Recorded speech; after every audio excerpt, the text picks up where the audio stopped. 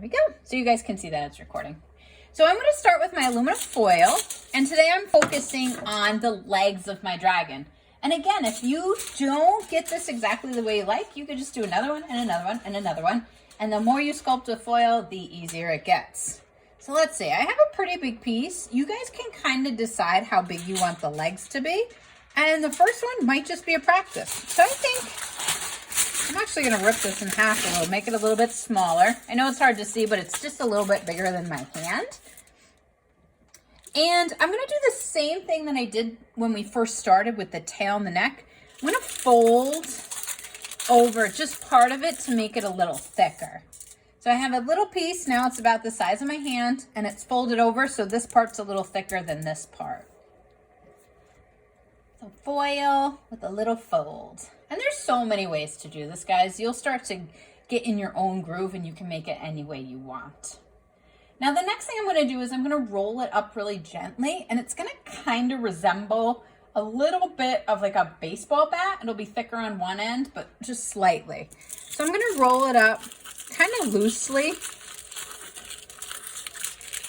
and it'll start to resemble a baseball bat in a very, very wonky kind of way. Like barely, right? So it's a little thicker on one end and a little thinner on the other. Silly, right? But it's still pretty long. These are like big scissors, and it's still much bigger than my scissors. So what I'm gonna do next is I'm gonna shorten it a little bit. So I'm gonna fold over like one side, and I'm kind of rounding it out. And I call this the chicken wing. So I kind of rounded out that thicker side a little bit, and I'll do the same thing on the bottom. I'll kind of squish it down and round it out. And now I can really kind of make it look more like a baseball bat slash chicken wing.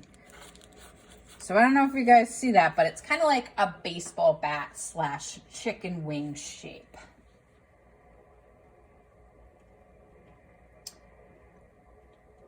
And then, believe it or not, once you guys get there, normally I say like do all 4 legs. You might only have 2 legs and 2 wings, but normally I say, okay, do the next one.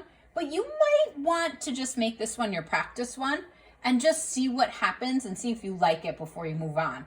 So believe it or not, even though this doesn't really look like anything yet, I'm actually gonna have you guys tape it next.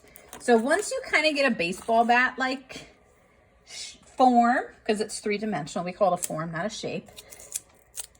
Throwing some vocab at you. Then we're going to tape it.